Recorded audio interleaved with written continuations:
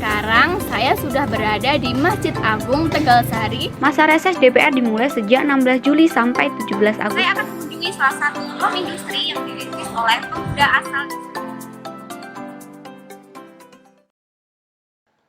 Virus corona telah merenggut nyawa 8.000 warga Indonesia dan kini tengah meruntuhkan ekonomi negeri ini. Pemerintah yang menolak lockdown agar ekonomi tidak rontok, sekarang justru di lockdown negara lain, sekaligus ekonominya juga terancam rontok. Bila mengingat narasi pemerintah beberapa bulan yang lalu, mereka tidak khawatir bahwa virus corona akan mengancam Indonesia. Komunikasi pemerintah melalui media massa kepada masyarakat untuk tidak khawatir virus corona masuk ke Indonesia ternyata telah menjadi buah simalakama bagi pemerintah.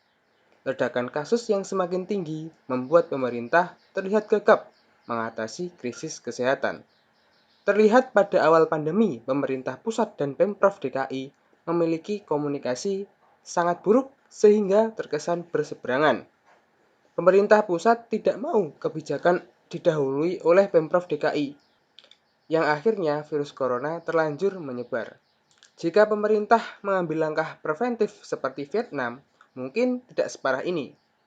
Keanehan cara berkomunikasi pemerintah kembali muncul ketika Jakarta akan melaksanakan PSBB seperti awal pandemi.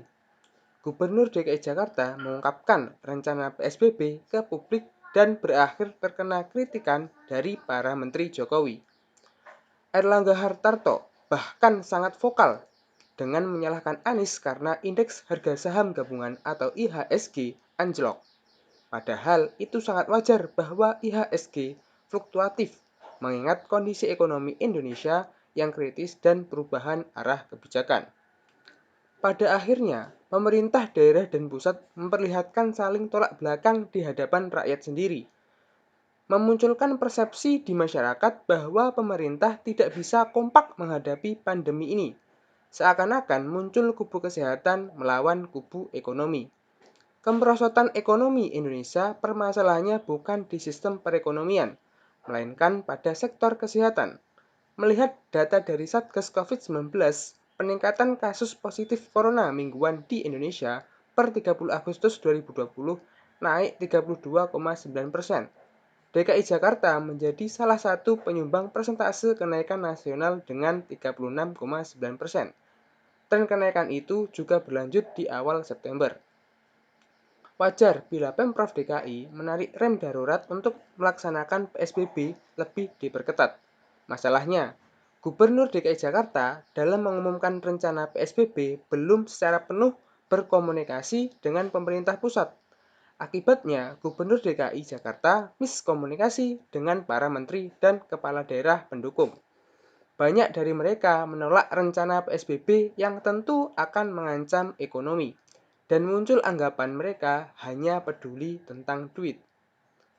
Maka perlu adanya tata kata dari Gubernur DKI Jakarta maupun para menteri agar tidak memunculkan anggapan yang aneh-aneh. Penataan kata diperlukan agar tidak membuat publik kaget perubahan kebijakan yang diumumkan. Begitu juga kepada para menteri agar tidak langsung menyalahkan terhadap kebijakan yang dibuat oleh kepala daerah. Padahal pemerintah daerah dan pusat memiliki arah yang sama dalam kebijakan melawan virus corona. Sehingga tidak ada kubu kesehatan melawan kubu ekonomi. Semuanya memang harus ditelaah secara mendalam setiap pernyataan yang keluar untuk menghindari tuduhan pernyataan yang memiliki unsur politis. Tanpa tata kata dan komunikasi yang baik, maka pemerintah tidak akan bisa menata negara dengan optimal.